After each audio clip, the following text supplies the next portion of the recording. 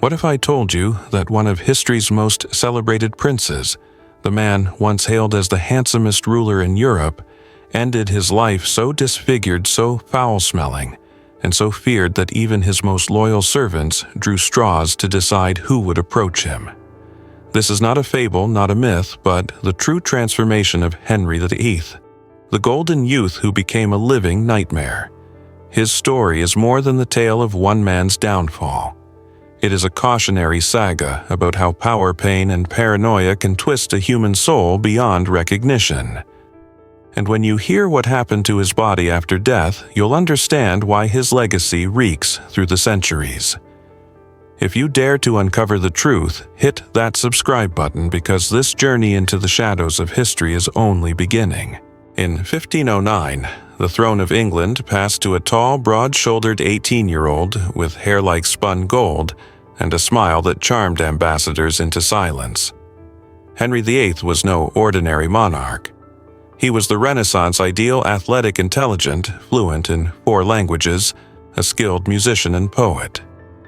He hunted tirelessly, danced with grace, and carried himself with the unshakable confidence of a man born to rule. Courtiers and foreign dignitaries described him in glowing terms, painting a portrait of vitality and charisma that made him the envy of Europe.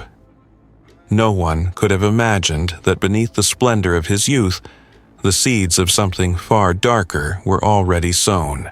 The years that followed would see the prince's beauty and vigor decay into something almost unrecognizable. By the end of his reign, his body had swollen to more than 400 pounds. His once powerful legs were riddled with ulcers, oozing, foul-smelling pus that could be detected from rooms away.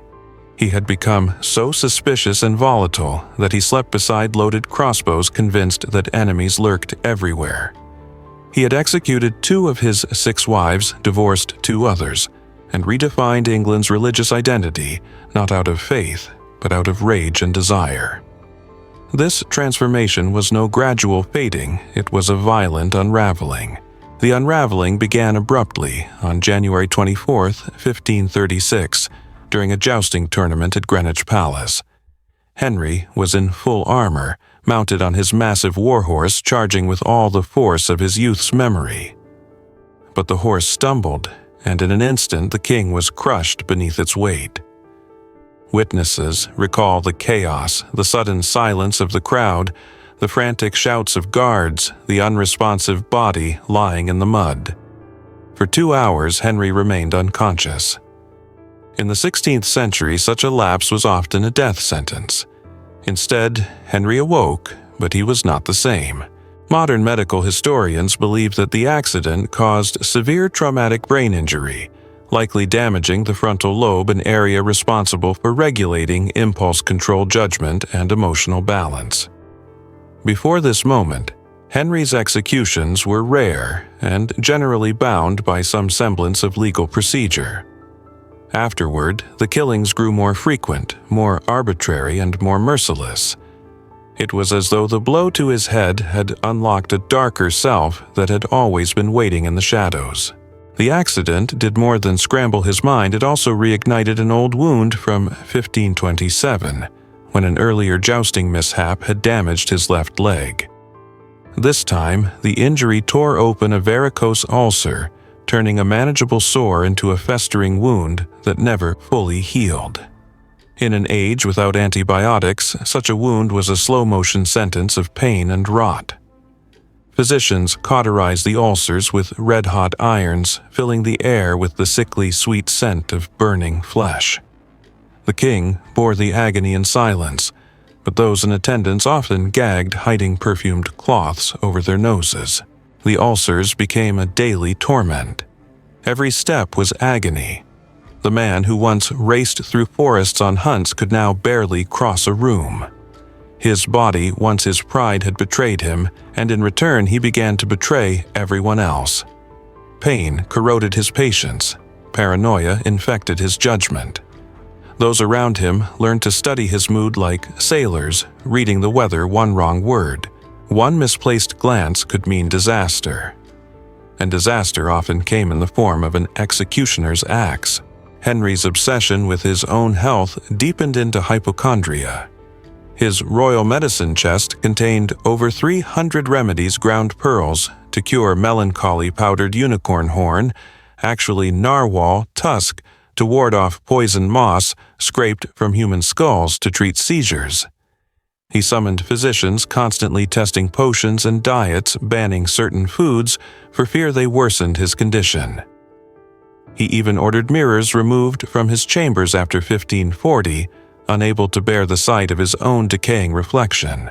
The king's sleep became erratic, sometimes staying awake for days in manic energy, other times sleeping 18 hours straight.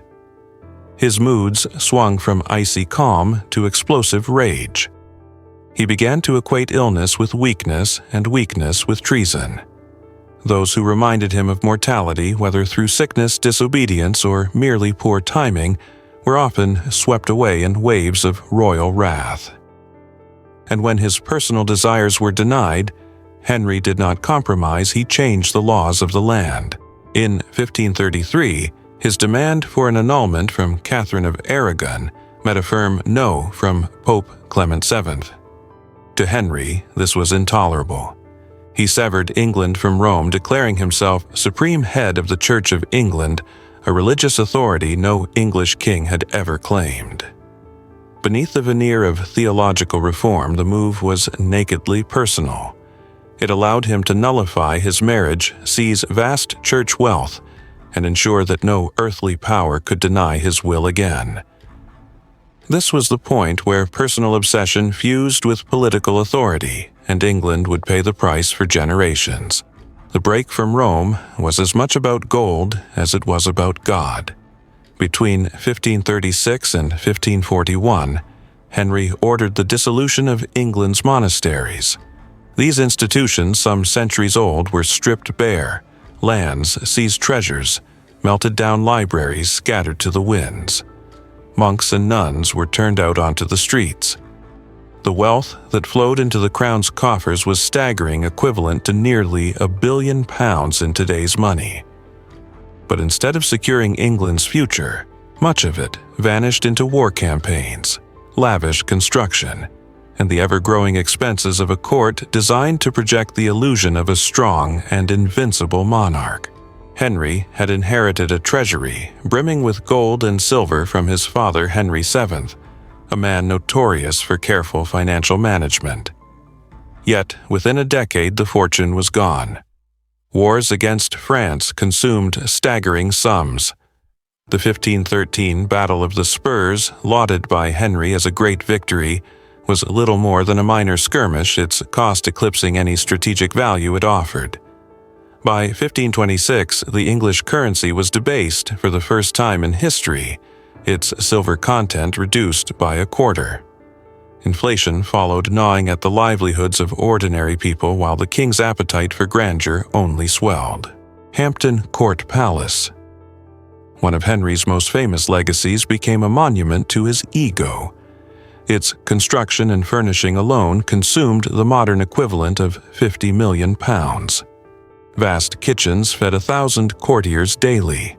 Silks and velvets flowed in from the continent.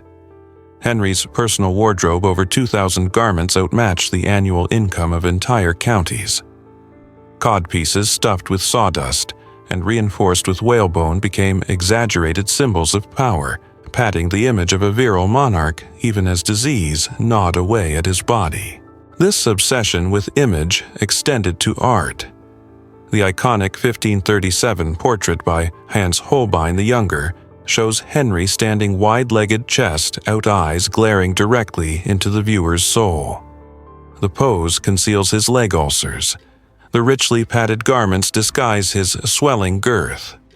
Forced perspective makes him appear taller, broader, almost superhuman. It was propaganda of the purest form, designed to ensure that foreign ambassadors saw not a sick man on the verge of collapse, but a titan who could not be opposed. Yet, even as Holbein's brush immortalized the illusion, reality within the palace was far different. Servants whispered about the smell that lingered in the corridors. Physicians came and went at all hours. court musicians played to mask the king's groans. Those who had known Henry as the vibrant young prince avoided his gaze, fearing he might see pity in their eyes and punish it.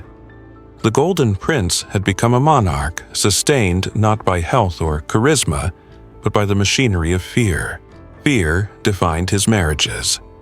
Catherine of Aragon. His first wife endured 24 years of union before Henry declared their marriage invalid. Stripped of her title, she was banished to remote castles, forbidden from seeing their daughter Mary. She died in 1536, possibly of cancer, sending a final letter to Henry, signed defiantly Catherine the Queen. He never replied. Her death was followed within months by one of the most infamous royal executions in English history. Anne Boleyn, the woman for whom Henry had defied the Pope, was accused of adultery and incest in a trial so blatantly fabricated that even the king's allies winced. Her brother George and 4 courtiers were tortured into confessions, executed before Anne's eyes. On the scaffold, she maintained her innocence, praying for the king's soul. Henry watched from a distance as the French swordsman imported to ensure a swift beheading swung the blade. In truth, the swiftness did little to blunt the cruelty. Jane Seymour. Henry's 3rd wife gave him the son he craved, Edward VI, only to die 12 days later of postnatal infection. Henry mourned her more than the others, but his grief was tinged with selfishness. She had fulfilled her duty, and now she was gone. Within weeks, he was already considering his next match as though wives were chess pieces to be removed and replaced as the game demanded. Anne of Cleves, his 4th wife, escaped the axe by embracing humiliation. Declared unattractive and the marriage unconsummated, she agreed to an annulment without protest. For her compliance, she was granted a generous settlement and the title the king's beloved sister. She never remarried and lived out her days quietly, one of the few women to navigate Henry's wrath and survive. Catherine Howard was not so fortunate. Barely 19, she was condemned for adultery that largely predated her marriage to Henry, her true crime being that she reminded the aging king of youth and beauty he could no longer possess. The law was twisted to make her past relationships a capital offense. She was executed in 1542, her body another casualty of a ruler who had come to see human lives as tools for his pride, Catherine Parr. Henry's 6th and final wife understood the peril better than anyone. She became more nurse than spouse, tending to his ulcers, managing his medication, and editing his religious writings to flatter his ego. She avoided political entanglements and steered clear of theological debates that might ignite his fury. Her survival depended on invisibility, a constant balancing act between care and submission. When Henry died, she remarried within months, a testament to the suffocating years she had spent at his side. But Henry's cruelty extended far beyond the private sphere of his marriages. His reign was marked by a staggering body count. Conservative estimates suggest over 70,000 executions in 38 years. That's roughly 5 a day, a relentless tide of blood that touched nobles and commoners alike. Political rivals, dissenting clergy, outspoken scholars, no one was beyond reach.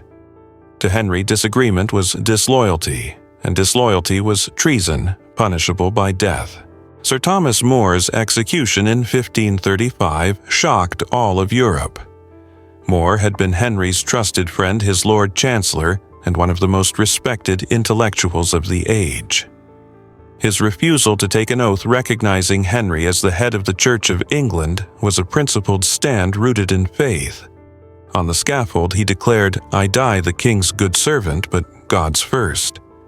The words echoed through Europe as both an act of defiance and a memorial to the man Henry had destroyed. Thomas Cromwell, the architect of Henry's break with Rome, and the mastermind behind the dissolution of the monasteries, fell in 1540.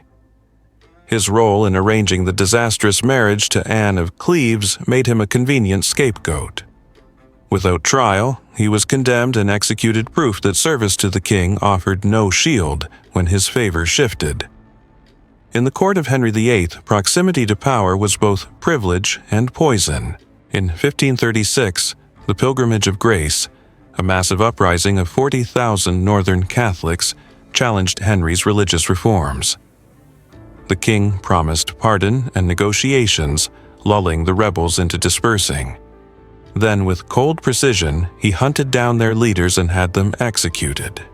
Even his allies were taken aback by the duplicity. To Henry, keeping his word was optional when fear could achieve more than trust. Margaret Pole, Countess of Salisbury, was 67 when Henry ordered her execution in 1541. Her crime was being the mother of Cardinal Reginald Pole, a critic of the king who lived in exile. The execution was botched. The inexperienced headsman required multiple blows to kill her, turning her death into a public spectacle of horror. Witnesses described the scene with a mixture of pity and dread, aware that age, status, and innocence offered no protection. The Exeter Conspiracy of 1538 revealed Henry's deepening paranoia. Noblemen like Henry Courtenay, Marquis of Exeter, were executed on the flimsiest evidence rumors of what might happen if the king died without a male heir. Even members of the Privy Council privately doubted the charges, but no one dared challenge him. To live under Henry was to breathe under constant suspicion. By the final years of his reign, Henry had become a prisoner of his own body.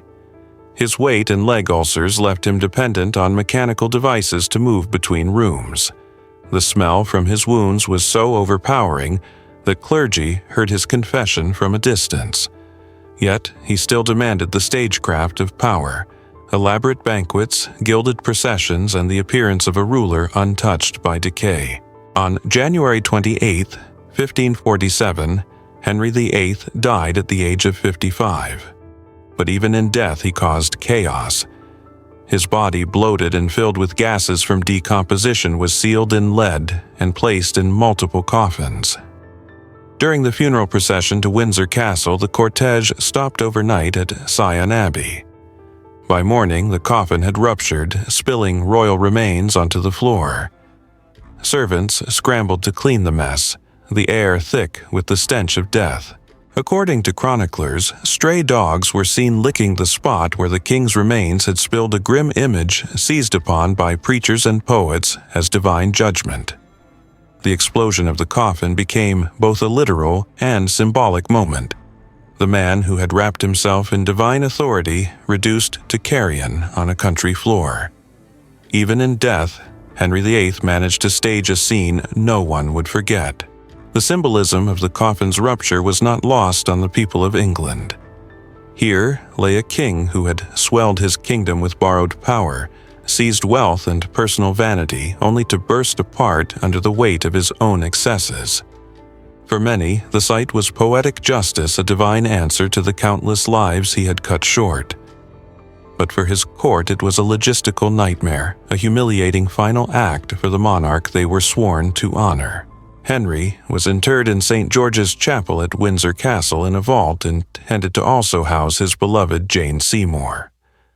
The tomb was never completed to his grand specifications. In 1813, when the vault was opened during renovations, investigators confirmed the damage to the coffin was real, not a legend. The explosion stories, dismissed by some as political slander, were validated by the very condition of his burial chamber. What Henry left behind was not the secure Tudor dynasty he had envisioned. His only legitimate son, Edward VI, was a frail boy of 9 when he inherited the throne. England, financially exhausted and religiously fractured, would face instability for years. The king, who had executed wives for failing to produce healthy male heirs, had left his realm in the hands of a child whose health was already in question. Edward's reign was brief, ending with his death at 15. The succession passed to Mary III, Henry's eldest daughter, whose reign was consumed by a zealous campaign to restore Catholicism, earning her the nickname Bloody Mary. Religious persecutions flared, and England's divisions deepened. The Tudor line, so obsessed with male succession, would be defined in its final decades by 2 women. Elizabeth, the Sir Henry's daughter, with Anne Boleyn, inherited a kingdom fractured but not beyond repair. Her 45-year reign would bring relative stability and the flowering of the Elizabethan age, but it was built upon the rubble of her father's rule. She understood the dangers of absolute authority tempered only by personal will, a lesson carved in blood during Henry's reign. Looking back, historians often ask, was Henry's brutality the result of his injuries and illnesses, or was it something deeper in his nature? Medical evidence suggests the 1536 accident caused traumatic brain injury, perhaps, compounded by chronic pain and possible hormonal disorders. These could explain his impulsivity, mood swings, and paranoia. Yet such conditions do not inevitably produce tyrants. The darker truth is that Henry's suffering was coupled with absolute power, unchecked, unchallenged, and exercised in an era when the king's will was law. Millions have lived with chronic pain without becoming mass murderers. Henry's tragedy was that his illness did not humble him, it hardened him. And with the machinery of the state at his command, his personal afflictions became a national curse. His story is a study in the corrosion of humanity under the weight of authority. The young prince who once embodied the promise of the Renaissance became a monarch whose court lived in fear of every glance, whose people suffered under economic and religious upheaval, and whose legacy was sealed not in gold, but in the stench of decay, both literal and moral. For centuries, Henry VIII's image has been shaped by portraits, nursery rhymes, and dramatizations that soften or glamorize his reign. The rhyme, divorced, beheaded, died, divorced, beheaded, survived, reduces complex human tragedies to a sing-song refrain. The truth is far messier, more grotesque, and more revealing about the perils of concentrated power. If his reign teaches anything, it is that unchecked authority magnifies the flaws of the ruler. In Henry's case, the combination of personal torment, political ambition, and unbridled control created a perfect storm.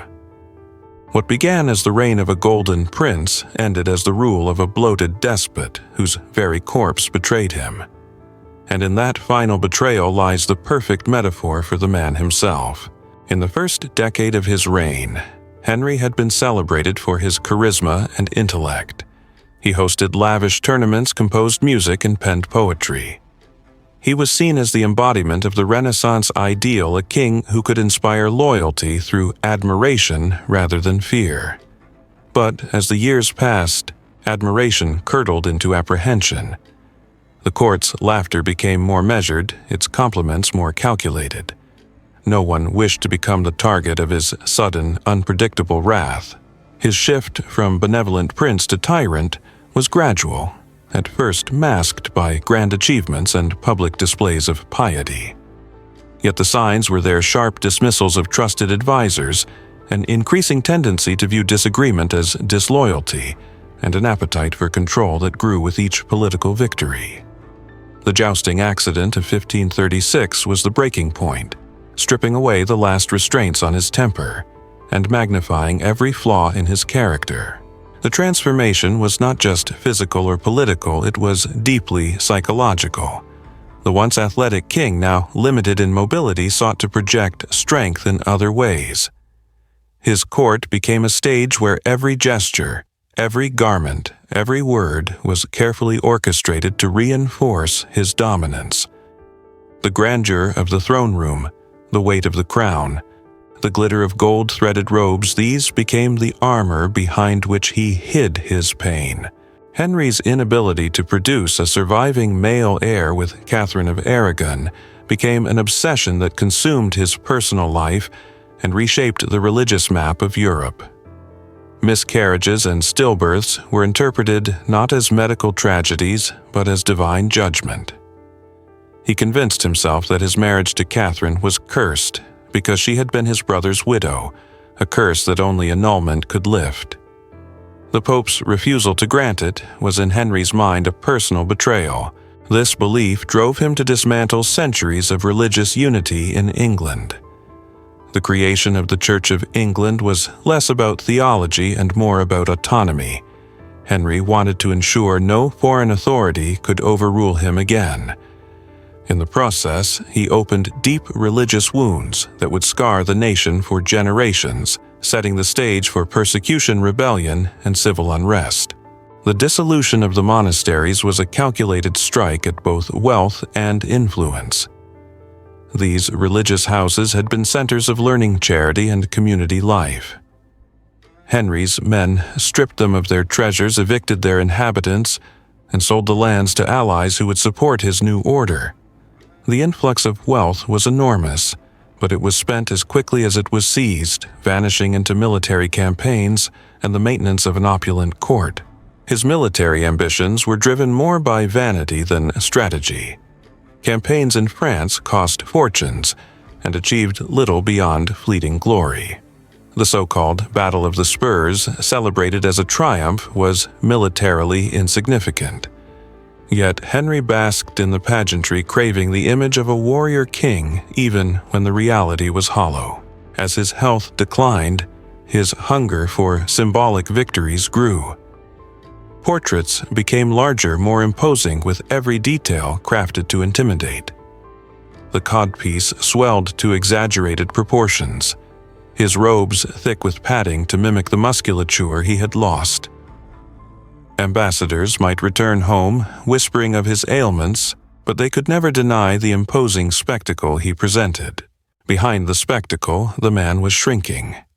His world narrowed to trusted servants, physicians, and a handful of advisors who knew how to navigate his moods. Each day was a gamble. Would the king greet you with warmth, or would your life end before nightfall? Those who had survived years at court had learned the art of invisibility, blending into the background, unless summoned, speaking only when spoken to. By the final years, the gap between Henry's public image and private reality was a chasm. In public, he was still the grand monarch, robed in gold, and speaking with the authority of divine right. In private, he was a man in constant pain, haunted by the failures of his body, lashing out at a world that no longer bent as easily to his will. This duality, glittering facade and rotting core, was the essence of his reign's final chapter. The psychological toll of his injuries cannot be overstated. Chronic pain has a way of warping perception, turning minor slights into mortal insults, and eroding the patience needed to govern wisely. For Henry, every throb of his ulcered legs, every sleepless night seemed to fuel a deepening mistrust of those around him.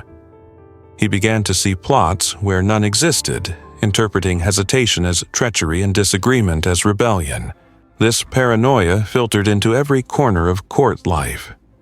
Banquets that had once been arenas for charm and diplomacy became tense affairs, where guests weighed every word. The laughter was brittle, the applause cautious. Even family ties offered no protection. His own daughters lived in uncertainty, their legitimacy questioned whenever political advantage demanded it.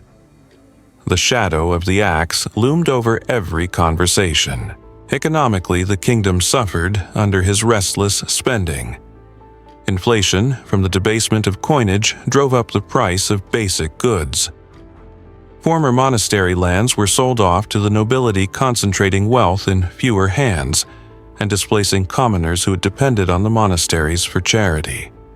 Resentment simmered in the countryside, where the king's grand palaces stood as symbols of excess built on the ruin of local stability.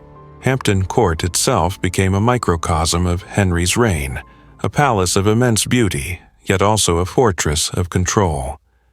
Its great hall, with its hammer-beam roof and cloth of gold tapestries, was designed to awe and intimidate. The architecture elevated the king physically above his subjects, while the ornate surroundings served as a constant reminder of his power and the resources at his disposal. Even his handwriting became part of his image. In his later years, his swollen, arthritic hands struggled to hold a quill, yet his signature grew ever larger and more elaborate. The sweeping flourishes of Henry R. sprawled across documents, taking up entire lines.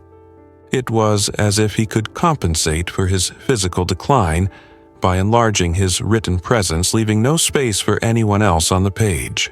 Henry's relationship with religion remained complex until the end. Though he had severed ties with Rome, he never fully embraced Protestant theology, maintaining many Catholic practices. This left England in a state of religious limbo, neither fully Catholic nor fully Protestant, ensuring that the seeds of conflict would continue to sprout long after his death. His personal faith seemed less about spiritual conviction and more about molding religion into a tool for royal authority. The irony is that while Henry sought to control every aspect of his realm, he could not control his own body. The ulcers worsened, his mobility diminished further, and his weight ballooned. Devices were installed to help lift him into bed and onto his horse. Each outing required careful planning both to manage his pain and to conceal the extent of his decline from the public eye. Yet concealment was never perfect. Rumors of his condition spread through the kingdom and beyond, carried by diplomats and merchants. Foreign courts whispered about the English king who stank of rot, whose temper was as volatile as gunpowder, and whose wives met grim fates. These tales eroded his once proud image abroad, replacing admiration with wariness, and in some cases ridicule. The disconnect between the idealized Henry of portraits and the reality of the man himself became one of the most enduring aspects of his legacy. Paintings preserved the illusion of youth and vigor, while written accounts from courtiers and ambassadors recorded the truth of a monarch consumed by illness paranoia and the corrosive effects of unchallenged power. By his final months, Henry's court existed in a strange, suspended state, half royal theater, half sick room. Ministers discussed matters of state in hushed tones beside the king's bed, where the air was thick with the smell of infection. Musicians played softly to soothe him, or perhaps to drown out his groans. Every decision, every decree was filtered through the haze of a man whose body was failing, but whose will to dominate remained unbroken. The England Henry left behind on that cold January day in 1547 was a kingdom both exhausted and unstable. Years of relentless taxation, costly wars, and religious upheaval had drained its coffers and frayed its social fabric. The glittering image of royal magnificence had been purchased at the cost of national well-being, and beneath the gold leaf lay deep cracks that would take decades to mend. Edward VI, his long-desired male heir, was a pale, frail boy of 9 when he ascended the throne. His health was as delicate as the political balance of the kingdom, and real power quickly fell into the hands of ambitious regents. The boy king's short reign was marked by further religious shifts, pushing England more firmly toward Protestantism, but always with the shadow of his father's decisions looming behind. Edward's early death at 15 triggered a succession crisis, briefly placing Lady Jane Grey on the throne before Mary Henry's eldest daughter claimed her right. Mary's reign sought to reverse her father's religious reforms, restoring Catholicism through policies so brutal they earned her the moniker Bloody Mary. The flames of martyrdom lit during her reign were the direct consequence of the schism Henry had ignited. Elizabeth the Fiend, the daughter of Anne Boleyn, would prove the most enduring monarch of the Tudor line, reigning for 45 years. Yet even she inherited the scars of Henry's religious division, wary nobility, and a treasury that had known more plunder than prudence. Her political skill and charisma would bring stability, but she could never erase the blood-soaked path that had led to her crown. Henry VIII's reign has been immortalized in rhyme and portraiture, often glossing over the realities in favor of a simplified narrative. Divorced, beheaded, died, divorced, beheaded, survived turns complex human stories into a catchy refrain, stripping away the terror, pain, and political maneuvering that defined them. The real story is far darker, a tangle of personal vendetta, bodily decay, and the weaponization of absolute power. The medical evidence suggests Henry's physical and mental decline was shaped by a combination of traumatic brain injury, chronic pain, and possibly metabolic or hormonal disorders. These factors may explain his volatility, but they do not absolve him. Countless rulers have suffered ailments without resorting to mass executions, calculated betrayals, and the reshaping of a nation to suit personal whims. The tragedy of Henry VIII lies in the fusion of his personal afflictions with the unchecked authority of his position. Pain made him impatient, power made him ruthless, and the absence of limits allowed every impulse, however cruel, to be enacted on a national scale. His court became a reflection of his own mind, gilded on the outside, rotting within. Even in death, the king refused to grant peace. The explosion of his coffin at Sion Abbey, spilling his remains onto the floor, became an enduring metaphor. Here was a man who had claimed divine right reduced to carrion for stray dogs. It was a moment that seemed to confirm every whispered fear and moral judgment uttered during his reign. More than 4 centuries later, Henry's story endures, not merely because of its scandal or spectacle, but because it forces a reckoning with the dangers of concentrated power. His reign shows how easily personal flaws can become national crises when no system exists to restrain them. It is a lesson as relevant to modern politics as it was to Tudor England. And so, the arc of Henry VIII's life bends from golden promise to grotesque decline, from the laughter of tournament crowds to the hushed dread of his final court. He began as Europe's shining prince and ended as a swollen despot whose own body betrayed him, just as he had betrayed so many others. The stench of his ulcers may have faded, but the stench of his legacy still lingers, an enduring warning from the pages of history.